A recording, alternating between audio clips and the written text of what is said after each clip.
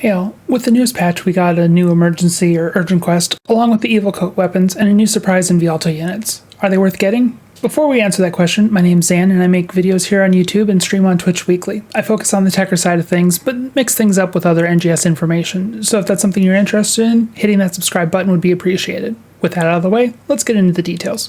Let's start with an easier question to answer. How good are the new Vialto units? For a Techer, there are better options for potency as everything scales with tech potency, and you're splitting between another stat. But when is segmenting anything that easy? In this case, we should be looking at it in the bigger picture, much like everything else in the game so far. Sure, it's not as much potency as either the Qual variants or Gant armor, but you're trading photon power and increased potency for more defense, damage reduction, and HP. If you already have your set of units built and ready to go, then I'd pass. But if you're looking to get ready for something like Bouncer, feel like you might be a little too squishy, or want to set up specific units for Braver, these might be a better option, especially since the Qual versions don't have fixes and the market's starting to dry up. I'm personally going to pick up a couple of Shezas, but that's because I'll be having a stash of items ready for October when Bouncer comes out. Speaking of being squishy, let's talk about the other big thing. How good is Evolcoat?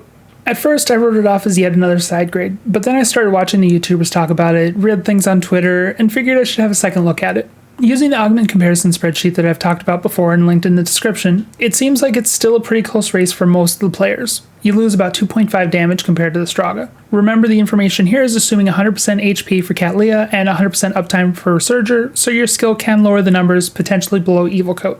Looking at things here, it solidifies my opinion of it being yet another side grade, right? Sort of.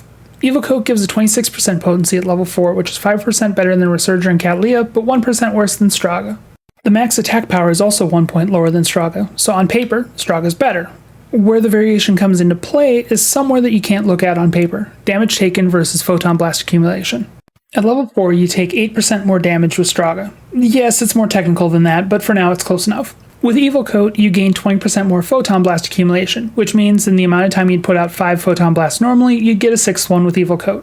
Of course, you'll very rarely put out 5 photon blasts, but allows you to possibly get a 2nd or 3rd one off against Gigantics, Pedis, or Nex.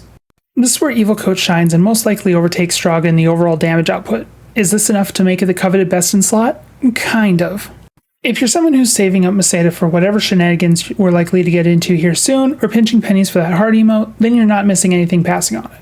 If you're in the min-max side of things, I'd pick one up and try it out and see how it feels. Right now on Ship 3, wands have already gotten close to minimum price, so you won't be losing much if you decide to pass after testing. Hopefully this helps you a bit trying to get some clarity through the mud known as gearing. On the plus side, it is great that Sega's keeping all the 4-star gear interchangeable, with even the 3 stars being decent options. But on the other, it'd be nice to have a definitive answer for once. Anyway, let me know in the comments if you decide to pick one up or if you're passing. If you liked the video, hitting that thumbs up icon would be great, and if you want to see more videos like this in the future, pressing the subscribe button would be appreciated. I do stream every Friday night on Twitch if you have any questions or want to hang out with others. Thanks again for watching, and I hope to see you next time. Have a good one.